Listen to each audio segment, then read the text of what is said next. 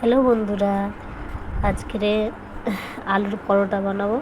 অনেক দিন ধরেই বাবু বলছিল আলুর পরোটা খাবে, তাই আজকে বাড়ির সবার জন্য আলুর পরোটা বানাচ্ছি। আলুটা না আমি আগের থেকে সিদ্ধ করে নিয়েছিলাম আর ভালো করে গ্রেট করে নিচ্ছি। ভালো করে না গ্রেট করলে না আলুটা যখন ময়দার পুরের মধ্যে দেবে তখন অনেকটা বেরিয়ে আসবে, গোটা গোটা থাকলে তখন ভালো করে বেলা যাবে না। আর এদিকে দেখো আলুটা ভালো করে গ্রেট করে নিচ্ছে আর কত সুন্দর দেখো ঝরে ঝরে পড়ছে, অনেকটাই বেশ ভালো করে গ্রেট করেছে। আর আমি এখানে ছোটো ছোটো 4টে মতনই আলু নিয়েছি, বেশি আলু নিইনি। আর কড়ার মধ্যে তেলটা গরম হয়ে গেছে, পেঁয়াজ আর কাঁচা লঙ্কা কুচিটা দিয়ে দিচ্ছি, অল্পই তেল দিয়েছি। আর পেঁয়াজ আর কাঁচা লঙ্কাটা ভালো করে ভেজে নেবো, একটু সোনালি কালার মতন ভেজে নিচ্ছি দেখো। তারপর ওর মধ্যে দিয়ে দেবো অল্প করে আদা রসুনটা দিয়ে বেশ কিছুক্ষণ ভেজে নিচ্ছি, নয়তো রসুনের একটু কাঁচা গন্ধটা থেকে যাবে। তারপরে একটু রসুন আর আদাটা ভাজা হয়ে গেলে ওর মধ্যে আমি টমেটো কুচি দিয়ে দিচ্ছি। তারপরে নুন দিয়ে দিলাম, তোমরা তোমাদের স্বাদ মতন নুনটা দিয়ে দেবে। আর অল্প হলুদ গুঁড়ো দিয়ে দিচ্ছি, একটু ধনে গুঁড়ো, একটু জিরের গুঁড়ো দিয়ে একটু হালকা নাড়াচাড়া করে নেবো। আর তারপর ওর মধ্যে জানো তো আমি একটা জিনিস দিয়েছি, সেটা কি জানো? প্রথমে এটা বলে দিই, কাশ্মীরি লঙ্কার গুঁড়ো অল্প করে দিয়েছি, আর দিয়েছি গরম মশলার গুঁড়ো। আর যেই জিনিসটার কথা বলছিলাম, এই যে দেখো লেবুর রস, ছোটো ছোটো করে 2টো লেবুর রস কেটে নিয়েছিলাম, সেই লেবুর রসটা দিয়ে দিচ্ছি। ওই 1.5 চামচ মতন হবে লেবুর রসটা দিয়েছি আমি। আর মশলাটা ভালো করে কষানো হয়ে গেছে, মশলা থেকে তেলটাও ছেড়ে দিয়েছে। এবার আমি আগের থেকে যেই আলুটা গ্রেট করে রেখেছিলাম সেই গ্রেট করা আলুটা দিয়ে দিচ্ছি, দিয়ে ভালো করে নেড়ে চেড়ে মশলার মধ্যে মিশিয়ে নিয়েছি। আর এদিকে আমি ময়দা নিয়ে নিয়েছি, ময়দার মধ্যে দিয়ে দিচ্ছি চিনি, স্বাদ মতন নুন দিয়ে দেবো। চিনিটা আমি 1.5 চামচ মতন দিয়েছি। আর 3 চামচ মতন আমি সাদা তেল দিয়েছি।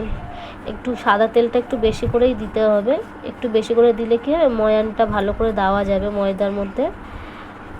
এবার আমি হাতের সাহায্যে ভালো করে চিনি, নুন, সাদা তেলটা ভালো করে মিশিয়ে নিচ্ছি ময়দার মধ্যে। আর দেখো কত সুন্দর হাতের মধ্যে মুঠো হয়ে গেছে ময়দাটা। এরকমভাবে যখন মুঠো হয়ে যখন হাত দিয়ে যখন ভাঙবে, ঝরঝর করে পড়ে যাবে, তখনই ভাববে যে আটাটা পারফেক্টলি একদম ময়ানটা হয়ে গেছে। আর কত সুন্দরভাবে নরম করে আমি মেখেও নিয়েছি দেখো। তোমাদের সাথে অনেক কথা বলে নিচ্ছি, কথা বলতে বলতে ময়দাটাও ভালো করে মাখা হয়ে গেছে। ময়দাটা আমি আধা ঘন্টা মতন রেখেছিলাম, তার কারণ হচ্ছে দেখো আলুর যেই পুরটা আমি বানিয়েছিলাম সেটা তো হতে ঠান্ডা হতে সময় লাগবে, আলুর পুরটা ঠান্ডা হতে সময় লাগবে, তার জন্য ময়দাটা মেখে আমি আধা ঘন্টা মতন রেখেছিলাম। আর ময়দাটা দেখো ভালো করে একটু হাত দিয়ে ছোট ছোট করে লেচি কেটে নিয়েছি, লেচির মধ্যে দিয়ে দিচ্ছি আলুর পুর। আর ভালো করে মুখটা মুড়িয়ে দিতে হবে, নয়তো আলু বেশি বেরিয়ে যাবে। একটু আধটা বেরোলে কোনো দোষ নেই, বেশি বেরিয়ে গেলে তো তখন আর আলুর পরোটা টেস্ট লাগবে না খেতে। যখন তুমি ভাজতে যাবে তখন পরোটার থেকে আলুগুলো পুড়ে পুড়ে যাবে আর খেতে একটুও ভালো লাগবে না। আর তোমাদের সাথে কথা বলতে বলতে দেখো পুরটা ভালো করে ভরে ময়দার লেচির মধ্যে মুখটা ভালো করে ভরে দিয়েছি আর বেলে নিচ্ছি দেখো।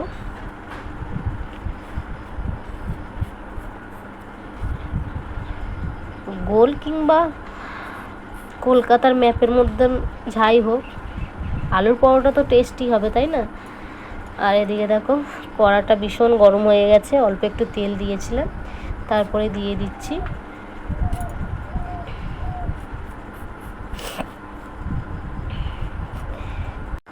আলুর পরোটা। এক সাইডটা ভালো করে দেখো ভাজা হয়ে গেছে, আর এক সাইডটা আমি ভালো করে উল্টে পাল্টে ভেজে নিচ্ছি। আর কড়াটা দেখো কতটা পুড়ে গেছে, স্টিলের কড়া তো সত্যি খুব পুড়ে যায়। আর একটা আমি ভালো করে ভেজে নিচ্ছি, একটু তেল দিয়ে দিচ্ছি, দিয়ে ভালো করে এপিট উপিট করে ভেজে নেবো। আর সত্যি বলছি আলুর পরোটা না খুব ভালো টেস্ট হয়েছিল, একদম পুরো সেই স্বাদ খেতে। আর এখানে দেখো আমি আগের থেকে শসা পেঁয়াজ কুচু করে রেখেছিলাম, ওর মধ্যে একটু নুন দিয়ে দিচ্ছি আর দিয়ে দেবো টমেটো সস।